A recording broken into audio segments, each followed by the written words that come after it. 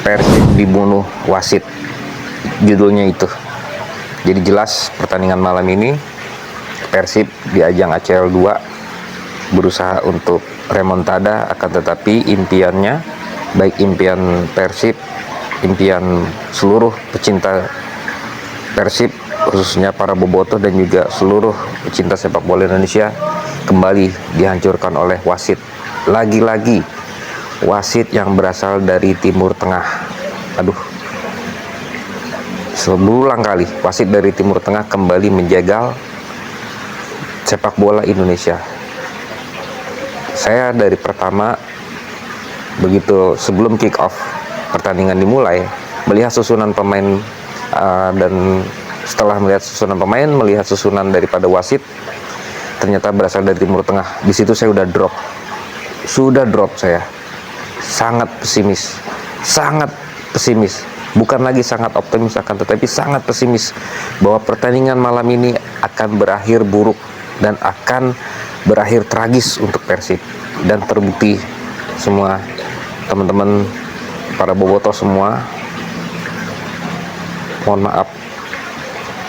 maaf dari pihak Persib tidak bisa untuk memberikan kemenangan kepada para bobotoh dan juga pencinta sepak bola Indonesia.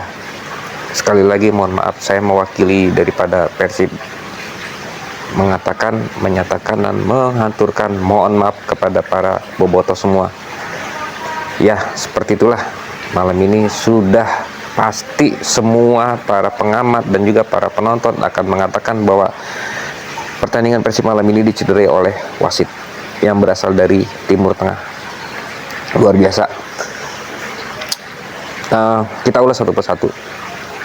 Dari pertama, ada kejadian, ada Malis dilanggar oleh pemain Ratchaburi dari belakang, yang mana kepalanya itu terkena kaki daripada pemain Ratchaburi, dan pemain itu hanya diberikan peringatan, tidak diberikan kartu kuning sama sekali. Jangankan kartu merah, kartu kuning pun enggak. Padahal itu udah jelas. Itu bagi beberapa mungkin para bobotoh juga sudah pernah menyaksikan ketika sebuah pertandingan dipimpin oleh wasit dari Jepang.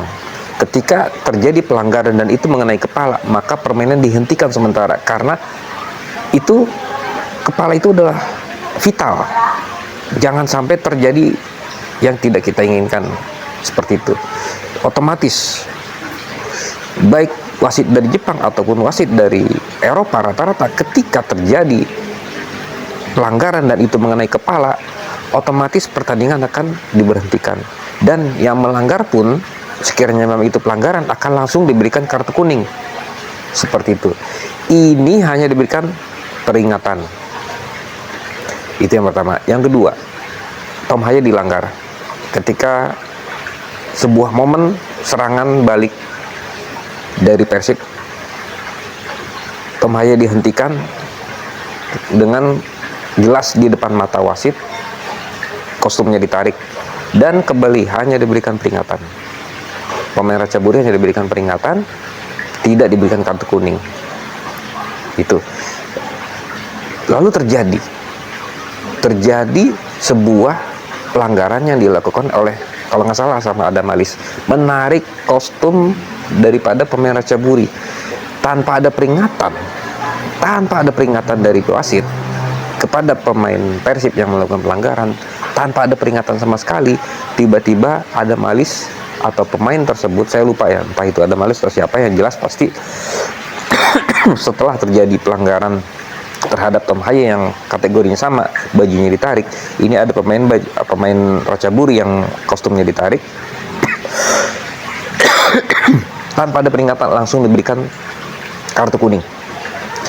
Maka saat itu Tom Haye yang melihat kejadian tersebut langsung bereaksi marah saat itu, karena merasa tidak percaya. Seperti itu. Yang kedua, terjadinya gol di babak pertama yang diceploskan oleh Andrew Jung. Itu jelas-jelas tidak ada offside sama sekali, akan tetapi hakim garis yang berada di sebelah kanan menyatakan itu offside. dan hampir saja wasit pun mengiyakan bahwa itu tidak ada gol dan terjadi sebuah offside. Akan tetapi beruntung ada VAR di ACL 2 ini, memang di babak 16 besar diberlakukan VAR, maka jelas tidak ada offside. Akhirnya gol untuk Persib Bandung. Dan saat itu, jujur, saat itu semua penonton akan mengatakan melihat bahwa jelas saat itu pemain Ratchaburi ketika terjadi gol pertama dari Persib, mentalnya down, mereka panik. Akan tetapi kembali campur tangan dari wasit berusaha untuk menggagalkan serangan-serangan daripada Persib.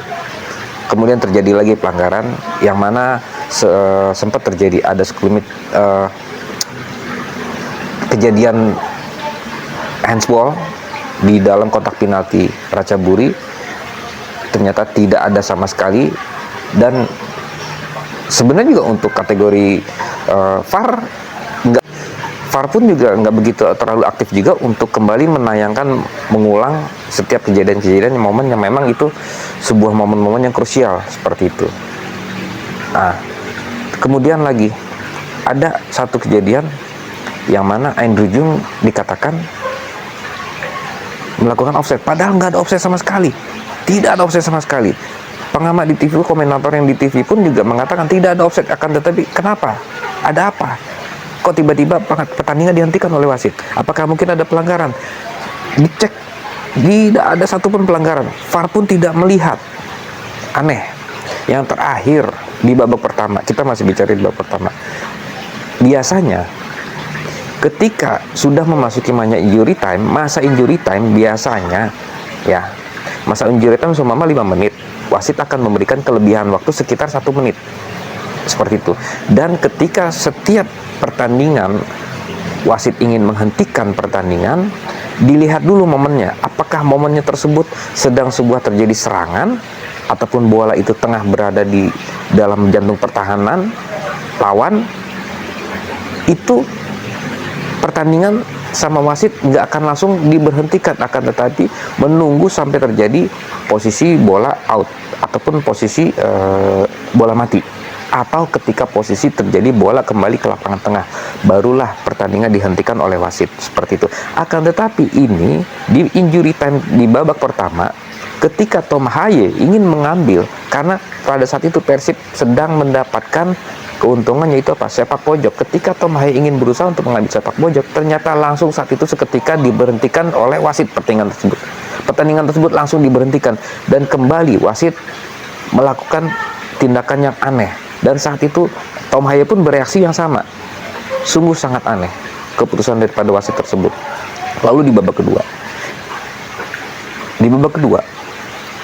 atau di babak, saya lupa itu, terjadi pelanggaran yang dilakukan oleh William Barros. Tidak ada peringatan sama sekali. Memang iya, itu ngambil dari belakang, akan tetapi tidak ada peringatan sama sekali. Langsung vonis kartu merah tanpa ada kartu kuning. Dan Ratchaburi pemainnya, karena merasa sudah unggul agregat, mereka memainkan drama untuk mencoba untuk memperlambat ataupun juga memberikan sebuah reaksi yang berlebihan agar terlihat bahwa pelanggaran itu adalah pelanggaran keras, padahal tidak sama sekali. Kan tetapi ya itulah, seperti itu.